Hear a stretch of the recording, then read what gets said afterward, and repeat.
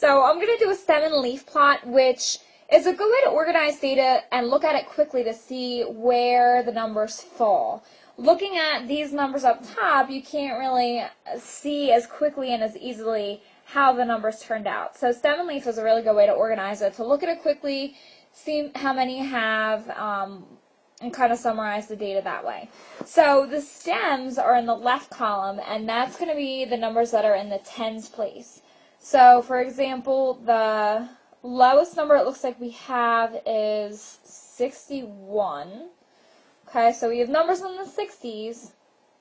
So that'll be my first stem. And we go all the way to 100.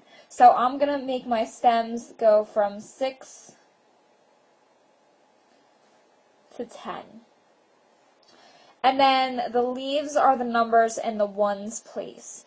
So if I look for 60s, all the numbers in the 60s, I have a 61, 68, 65, and I believe that's it.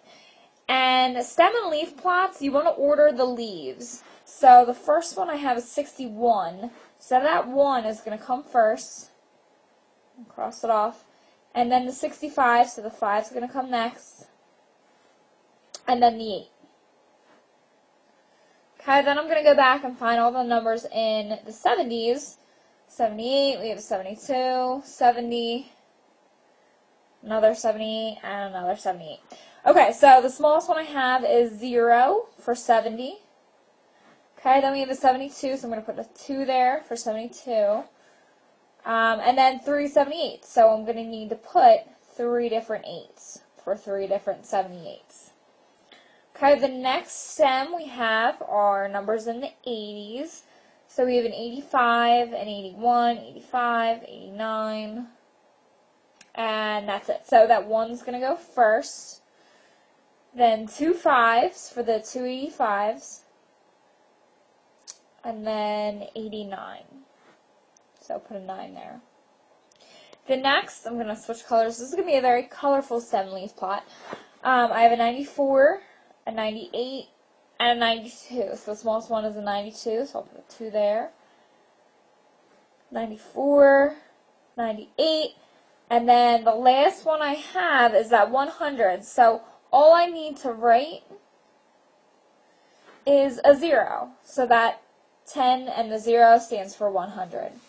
And the last thing you need to have in every stem and leaf plot is a key. So just pick any number, and like I'm going to use 100, I think. And it's written on the stem and leaf plot like this. And I'm just going to show that that actually equals 100, just so I can interpret the stem and leaf plot accurately. And now you can see it's a lot easier to read and interpret the data. We see that most people scored in the 70s. Well, the most people scored in the 70s.